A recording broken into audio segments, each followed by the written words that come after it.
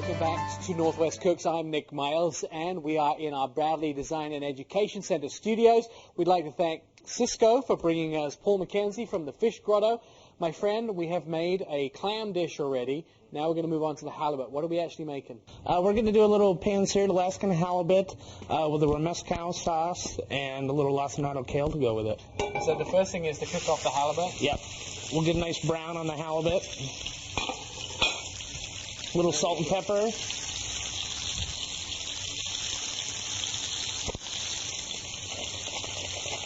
If you're using a non-stick pan, definitely don't play with it. Okay. If you're not using a non-stick pan, because don't play with your food. Yeah, don't play with your fish. Yeah. So, you want to get a nice brown on both sides. Cook it evenly. Okay.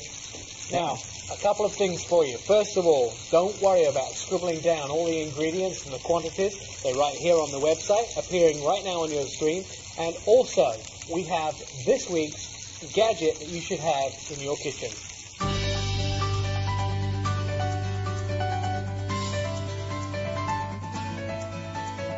We're in your kitchen at Kitchen Caboodle, finding out about some kitchen gadgets, and we're with Marianne. Thank you for coming and helping us find our way around the kitchen. Yes. And it looks like we're getting ready for a movie.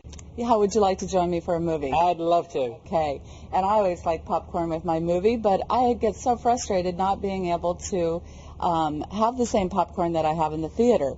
But we can tonight. We can have it from the Whirly Pop, the original popcorn popper, and it explodes our popcorn. Let me show you how it works. Now, how much popcorn do you put in the Whirly Pop? Well, I have a pre-measured package here that has the oil, butter, and popcorn measured out for you for when you get started. Why don't you try that, and then you can explore into other... I'm whirling the Whirly Pop. And this pushes a little piece around the bottom? Yes. It's a wire that turns and mixes the popcorn and the oil, and when it gets hot enough, it will explode. So that's when we need to put the lid down. Okay. Now, some different popcorns available at Kitchen Caboodle. Looks like there's quite a variety. We have a beautiful rainbow blend. These are all grown in the Indiana area. We have the very traditional lady finger type popcorn and baby white popcorn. This is a very tender popcorn. Ah, I hear it beginning to pop. So you can put in whichever your favorite popcorn is, start turning, and then we also have different containers to serve it in, so you can not have to get up and miss any part of the movie. Excellent. Now you also have some special buttery oil there too. Yes, this gives you that authentic flavor from the theater, that buttery oil that gives it wonderful flavor. The unique part about this popper is it absorbs the heat so quickly, and it just starts, and all you have to do is keep it moving so it doesn't burn. And as soon as you hear the popping subside, you know you're done. I think we're finished. Let's take a peek. Wow. Ah, steaming hot popcorn. Do you want me to pour it in the bowl? I and do. You go? I cannot be trusted. It has a nice little handle there. Pick it up, pour it in. There you go. If you would like a Whirly Pop, you can head down to Kitchen Caboodle, where you can get one for under $30, and all your popcorn supplies are also available. I'm going to tell you right now that Marianne and I are going to settle down with a remote control, a great movie, and some nice, fresh, hot popcorn. There you go. Thank you.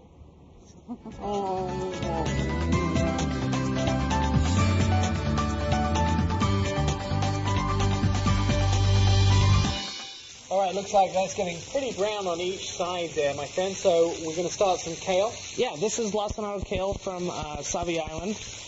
We definitely support a lot of local, as with Cisco is starting to more and more support local farmers and things like that. It's all about good, fresh, local produce, right? Most certainly. All right. This is a black kale or lacinato. Start with a little bit of butter in the pan. Okay.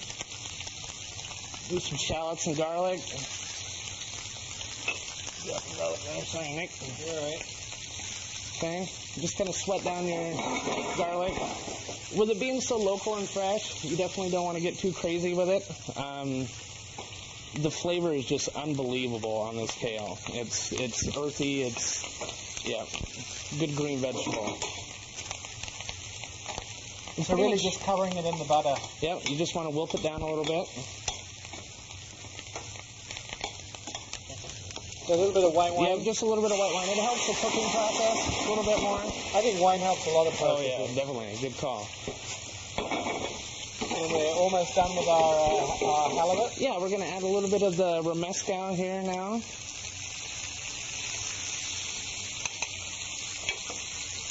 And we're going to add a little bit of fish fumet, which is over here, which we're making this at as well. It's just pretty much all my halibut bones. I cook down with some fennel and things like that. Oh, nice. So we'll reduce that down a little bit, and should be good to go. All right, let's plate her up here. So we're just using a little nice dollop of the kale. Thank you, Nick. That smells really good. It's so good. A lot of people get away from don't eat that much kale because they think of it as garnish on a buffet. Right. No way. I'm gonna put that over here on that. And we're literally just gonna do a little nappe over, light sauce. So you're not really drenching it. You're just No, making it. it's just nice. Just get a little bit of the nuttiness from the hazelnuts and the roasted red pepper, and you're out the door. And that's another one of the small plates off your menu. Yep, that's another one of the small plates. The halibut is a little smaller than the small plates, obviously, trying to get into that nice economic range of, $9-10 for things, but Looks good, smells good. If we get to try it in the last segment of the show, we've got one more dish to make. What is yeah, that? most certainly. We're going to do morels and asparagus. So, nice springtime food. I can already feel the flavor in my mouth. That and all the dishes we've made today when Northwest Cooks return.